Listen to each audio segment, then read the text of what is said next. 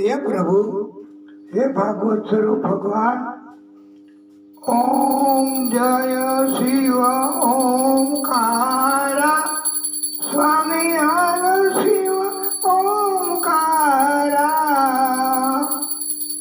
ओम जय शिव ओंकारा, स्वामी हर शिव ओंकारा,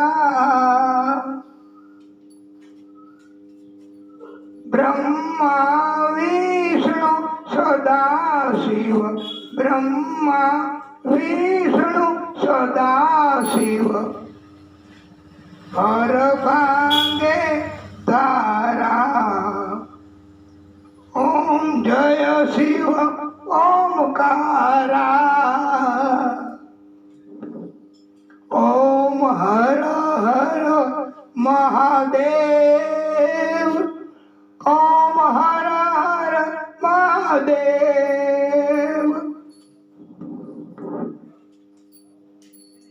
जय शिव ओंकारा, प्रभु जय शिव ओंकारा,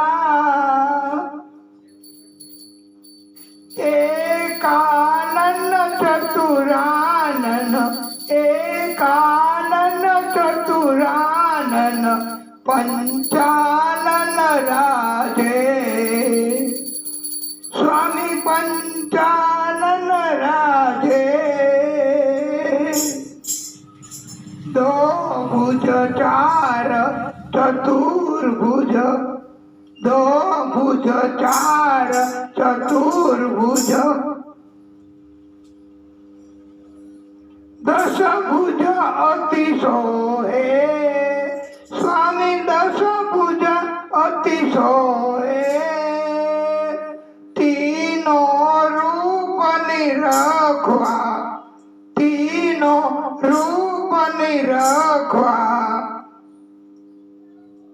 त्रिभुवन जन मोहे, असमाला बनमाला, आसमाला बनमाला, रुंडमाला धारी, स्वामी रुंडमाला धारी, त्रिपुरारी कंसारी, त्रिपुरारी कंसारी,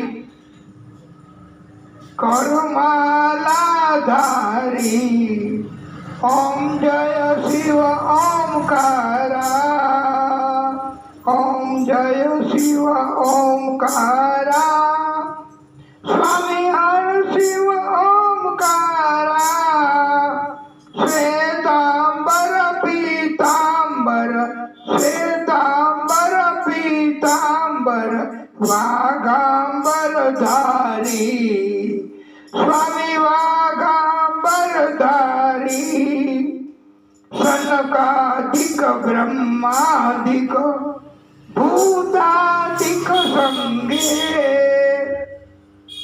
करके मध्यक मंडलो, छत्र त्रिशूल धरता, स्वामी छत्र त्रिशूल धरता, जग करता जग भरता, जग करता जग भरता, जग संहार करता, ओम जय शिव ओंकारा, ओम जय शिव ओंकारा, स्वामी हर शिव ओंकारा, ब्रह्मा विष्णु सदा शिव, ब्रह्मा विष्णु सदा शिव,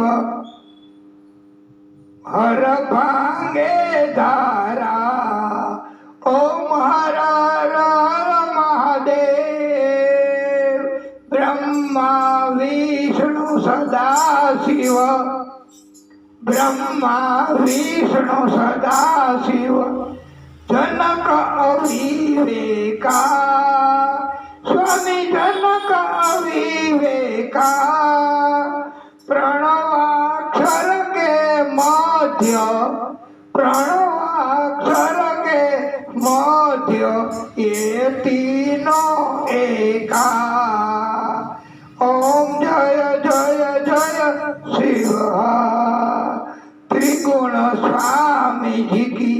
आरती, त्रिगुण स्वामी जी की आरती, जे कोई नर गावे, स्वामी जे कोई नर गावे,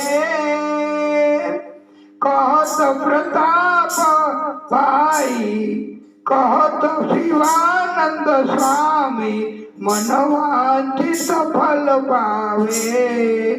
ओम जय जय शिव ओमकारा, ओम जय शिव ओमकारा, स्वामी हर शिव ओमकारा।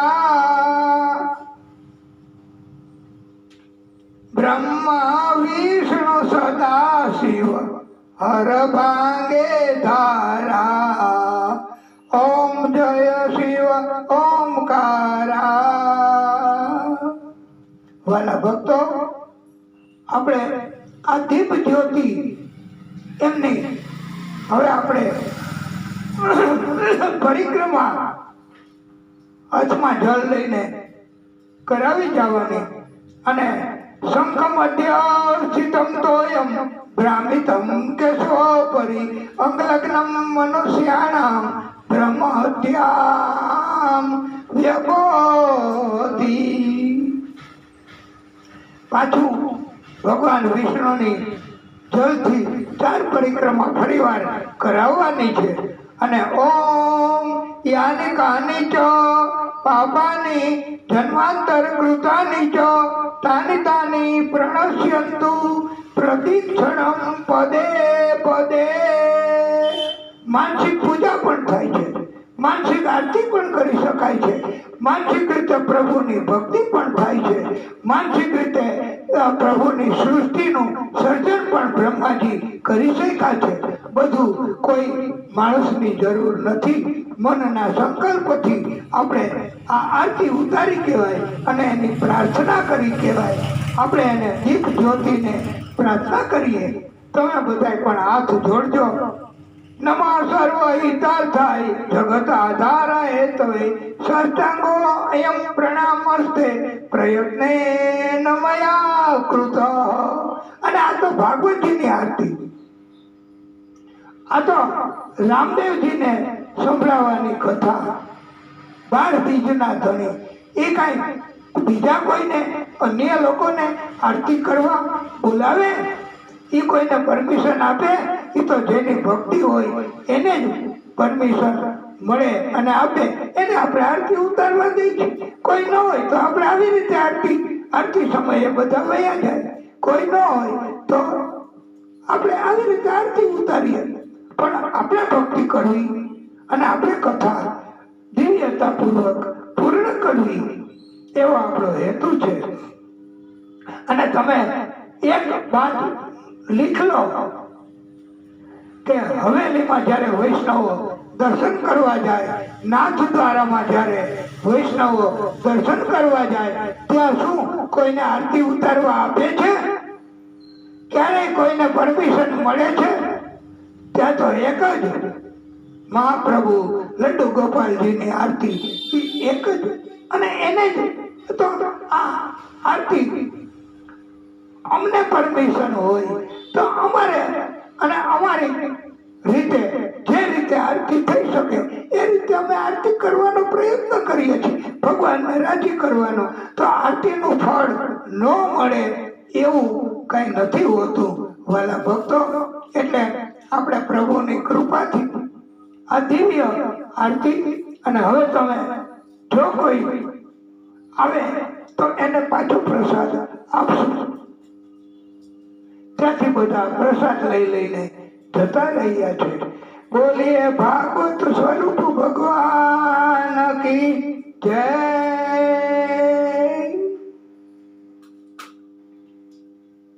રામદેવજી મહારાજ કી જય।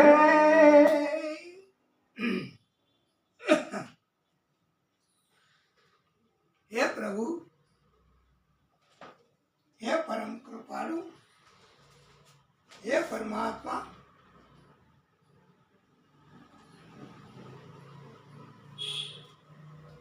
હે ભાગવત સ્વરૂપ ભગવાન,